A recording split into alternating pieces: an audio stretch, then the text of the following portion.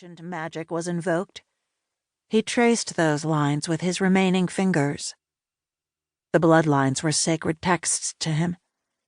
He read the stories of his people, his subjects, and his empire as they flowed through him, powered by the beating of his indomitable heart. Long before Cronin had taken away his freedom, Lupre had dreamed of claiming a world for his own. Carcerum had meant to quash his cruel ambitions, but it just stoked their flame. Now, the images were clearer than ever in his mind, of a kingdom over which he would rule with an iron fist. There was nothing left to stop him. Fueled by the high of his own ritual sacrifice, Lupre reared up and unleashed his war cry into the depths of the night. His voice rolled down the mountain, through the trunks and over the jet-black canopy. A ghost of his own fierce howl came back to his ears, a fair warning of things to come. He glanced back at his arm as he turned to retreat to his perch near the summit. The healing process had already started. His work was done for now. A smile curled his lips back from glistening teeth. In a matter of hours, the elixir would reach its new vessels. By dawn, panic. By next nightfall, chaos. Chapter 1. One of the few things worse than fighting monsters was dealing with airports. Even worse than vampires. John F. Kennedy Airport. Part of the problem was that I couldn't slay any of the annoyances at the airport with my magic sword. I was bleary-eyed and waiting for the caffeine to kick in, not to mention a little on edge. The night before had been full of last-minute internet trawling for information that might support the incident Namiko told me about. But still, I couldn't get the content that my favorite tech blogger sent me out of my head. "Hey, Marcus," I murmured, resisting the urge to shield my eyes against the harsh fluorescent lights. "What do you think? Conspiracy theory or legitimately shady government shit?"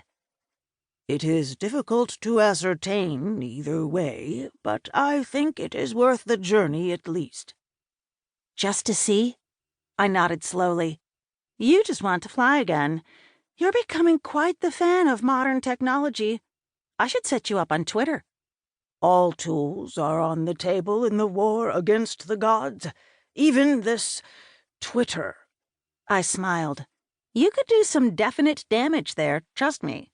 "The question is, why do you seem so hesitant? Do you disagree with this strategy?" A sigh escaped my lips. "I don't know. I'm just worried this is another bogus lead that will turn out to be nothing. We haven't found a single new clue since Palo Alto. It's been like a month." It had been 3 weeks almost to the day, but I felt entitled to a little exaggeration. Talk about going from 100 to 0 in the blink of an eye. In those 3 weeks, I had crisscrossed the country twice, including a stop in Austin for what came on my radar as a possible harpy sighting.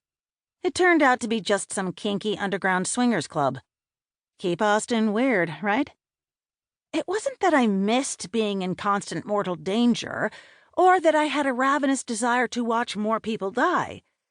But I was finally settling into my role as a sword-wielding, god-fighting badass, and in some ways, it didn't seem fair that as soon as I became more or less okay with the whole deal, I had no more bad guys to fight.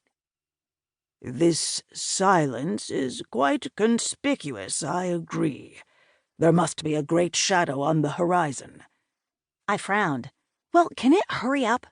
I thought we were on a schedule here. Or have they forgotten about the inevitable war?" Marcus chuckled. "Whatever happens hereafter, I hope you never lose your sparkling charm, Victoria." "Nothing's happening. That's the problem." I adjusted the backpack on my shoulder as I followed the sign around to security. It's making me nervous. The winding line for the checkpoint came into view, and I felt myself die a little inside. Guess I'll have a while to think about it.